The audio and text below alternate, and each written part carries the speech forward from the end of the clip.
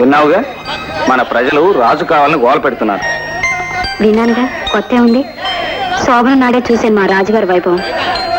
ఆ గోలకే ఉంది, కానీ మీరు ఆ కాస్త తినేళ్ళండి.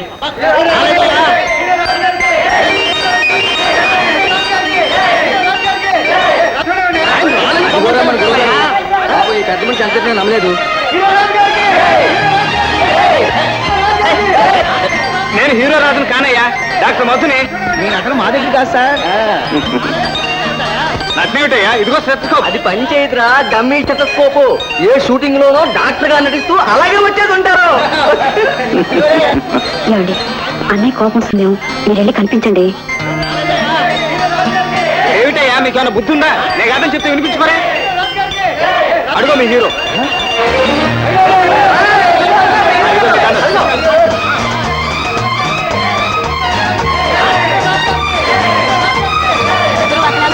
అన్నదమ్ములేమో కాదే, మేనత్త మేనమామ బిడ్డలంట. రాపోదు రామతు. రాజు, నీ శపథం నెరవేర్చుకున్నావురా. ఈ వేలాది ప్రజల అభిమానం, ఆనందం కళ్ళారా చూశాను. అవి ఒట్టి పూలు కావని ప్రజా హృదయాలని తెలుసుకున్నాను. నువ్వే గెలిచావురా. అసలు నేను వచ్చిందే నీకోసం అమ్మా. అందరూ ప్రసవానికి పట్నం పెడుతుంటే నువ్వు ఈ పల్లెటూరు రావడంలో అర్థమేమన్నా ఉందా? సర్లేరా, నీ అంత డాక్టర్ని పెట్టుకుని ఇక్కడ ప్రసవిస్తుందా రాత? నీ హాస్పిటల్కే వస్తుందిలే. భోంచేదు గాని. రామధు, ఏమిటండి, 2 నెలల క్రితం వస్తే 300 అన్నారు, ఇప్పుడు 500 అంటున్నారు. ఇలా పెంచేస్తే ఎలాగండి? ఏమిటమ్మా, 2 నెలల క్రితం 3 నెలలు కడుపున్నావు, 300 అడిగాం. ఇప్పుడు 5 నెలలు అంటున్నావు, 500 అడిగాం. ఇందులో తప్పే ఉంది? సరే ఇందా. ఇదిగో నెక్స్ట్. నాన్న పల్సు. ఒరే, డబ్బులన్నీ పర్సులో పెట్టామంటే మొత్తం అంతా కొట్టేస్తారా బాబు? వద్దురా. ఇది కొట్టేసిన పర్సే నాన్న. అయ్యో రామా, పర్సులు కూడా కొట్టడం నేర్చుకున్నారా? అంత అబ్బపోలికే. ఉండవే, వాడిని ఏమనక. మన సంపాదన కంటే వాడి సంపాదనే బాగుంది. లోపలరా. ఏం చంద్రం, రిలీజ్ అయిన పిక్చర్ ఎలా ఉందంటున్నారు? ఫ్లాప్ అంటున్నారు సార్. ఫ్లాపా? అవును సార్. మీరేమీ అనుకోకపోతే ఓ మాట, మీరు మొహమాటానికి పోయి అన్నీ ఒప్పేసుకుంటూ కథ, క్యారెక్టర్ ఏమి చూసుకోవట్లేదు సార్. ఆ పిక్చర్ లో కథ మంచిదే, క్యారెక్టర్ మంచిదేనయ్యా. కాకపోతే ఆ హీరోయిన్ రంజనే కాల్ షీట్లు ఎగ్గొట్టి ఏడిపించింది. ఆ బాధకు ప్రొడ్యూసర్ తట్టుకోలేక పిక్చర్ ఎలాగోలా పూర్తి చేయాలని అతుకుల బంతలా తయారు చేశాడు. అలాంటప్పుడు ఆవిడతో యాక్ట్ చేయడం ఎందుకు సార్? అదే ఆలోచిస్తున్నాను. ఏమిటి, నాతో యాక్ట్ చేయనన్నాడా?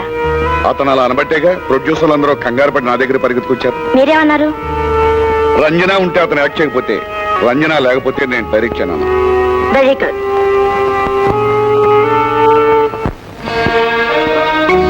సిస్టర్, మీరేం కంగారు పడక్కర్లేదు సార్, ప్రశ్న ఈజీగానే జరుగుతుంది. Thank you sister.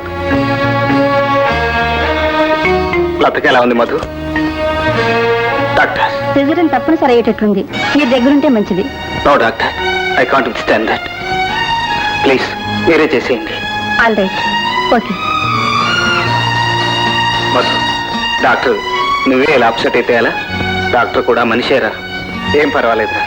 God is great. Everything will be all right. Congratulations mister Raju, మీకు మగపిల్లడు పుట్టారు. Thank you doctor. కంగ్రాచులేషన్స్ రాదమ్మా. అన్నయ్య, పుదీనా ఇంకా డెలివరీ కాలేదమ్మా. మా వాడు గొప్ప అదృష్టవంతుడురా. పుట్టడంతోనే పిల్లాన్ని కూడా వెంట తెచ్చుకుంటున్నాడు. డాక్టర్, మీరు ఒకసారి ఇలా రండి. డాక్టర్, ఈ సమయంలో మీరు కాస్త గుండె గట్టి చేసుకోవాలి. అంటే? పోయిన బిడ్డ గురించి బాధపడటం కాదు, ఇప్పుడు అంతకన్నా సీరియస్ ప్రాబ్లం ఏర్పడింది. డాక్టర్, సారీ డాక్టర్, ఆమె గర్భకోశం కూడా తీసివేయాల్సి వచ్చింది. ఈసారి తెలివి రాగానే బిడ్డని గురించి అడుగుతుంది. హార్ట్ కండిషన్ కూడా అంత సాటిస్ఫాక్షన్ గా లేదు. నిజం తెలిస్తే ఆ షాక్ తట్టుకోవటం చాలా కష్టం. డాక్టర్, నన్ను ఏం చేయమంటారు డాక్టర్? నా లతం దక్కించుకోవడానికి నన్ను ఏం చేయమంటారు? డాక్టర్ గా మీరే ఆలోచించుకోండి. ఏం చేసినా ఆవిడకి తిరిగి స్పృహ వచ్చే లోపలే చేయాలి. మధు,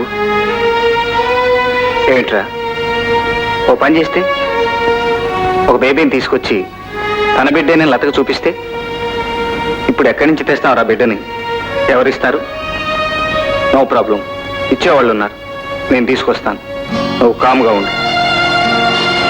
మనిషిని ఇలాగే పర్మనెంట్ చేసేస్తే ఆ రాజును ఒక ఆట ఆడించవచ్చు. డిస్ట్రిబ్యూటర్స్ ని, ఫైనాన్సర్స్ ని, బయ్యర్స్ ని మన చేతిలో పెట్టుకోవచ్చు. ఏమంటా? నేను కాదంటానా, నీ ఇష్టం.